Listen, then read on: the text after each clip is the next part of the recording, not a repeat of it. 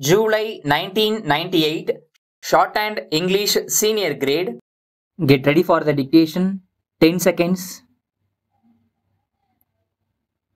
5 seconds. Start. Dear friends, I am very happy to be with you all to discuss various subjects relating to the working class in our country. While going through the agenda papers, I have noticed that the industrial relations legislation is proposed to be modified completely to suit the needs of the labor and industry. In this connection, may I refer to one point for the consideration of this conference? The term appropriate government under the Industrial Disputes Act needs revision. Invariably, in all the public sector undertakings under the control of the central government, if any law and order situation arises, the state as custodian of law and order is bound to intervene and maintain peace in industry.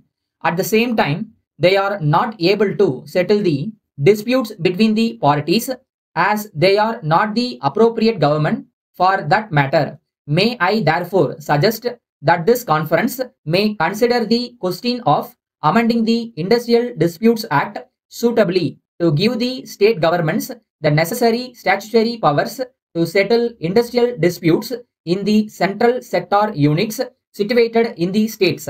Another important suggestion I would like to place before this conference is that in various labor legislations, either for regulating the service conditions or for providing social security measures or welfare measures, the provision on number of workmen for application of these laws has been the main obstacle in the effective implementation of these legislations for the benefit of workmen. Wherever such ceiling exists in labor legislations, the employers resort to reduction of the number of workmen in their establishments to disown the obligations put on them. This has been considered by us, and we are of the opinion that the ceiling limit of workers in various beneficial labor legislations for their application should be removed so that the statutory benefits could be made available to all the workers in industrial establishments irrespective of the number of workers working in those establishments. Another aspect which I would like to place before this conference is the plight of the contract labor. In this matter, I wish to be frank that the implementation of this legislation is far from satisfactory. I presume that the same situation prevails throughout India as the procedure for abolition of contract labor is rather complicated.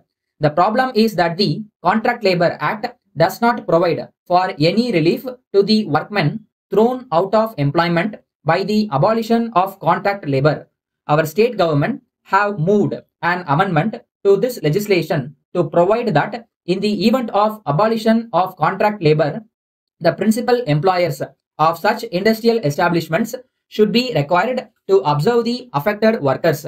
In this legislation, the ceiling on the number of workmen for coverage is another check for its effective enforcement.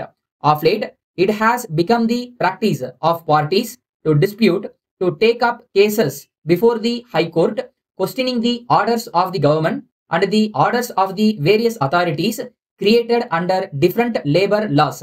This, in turn, has resulted in accumulation of writ petitions before the High Courts. The High Courts in all these states have been overburdened with a number of writ petitions filed by the affected persons from different walks of life. This conference may perhaps consider recommending to the Government of India for the creation of special benches in the state high courts exclusively for dealing with writ petitions arising out of the labor matters. This will benefit the employees in securing speedy justice.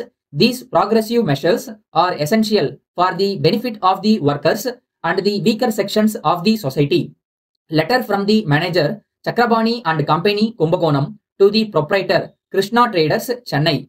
Dear sir, I am in receipt of your orders for the supply of brass vessels to you for distribution to other local traders and for sales through your retail shop. The number of vessels ordered under each item is a very large quantity and we will try to supply them as desired by you before the end of next month.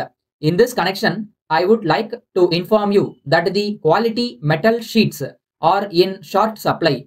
Therefore, we are making arrangements to procure them from various sources to meet the seasonal demand and to keep the schedule of supply to our customers. In fact, we are sending our representative to visit personally the bulk suppliers of metal sheets in North India to impress upon them the need to maintain timely supply and to ensure the dispatch of full quantity of ordered metal sheets.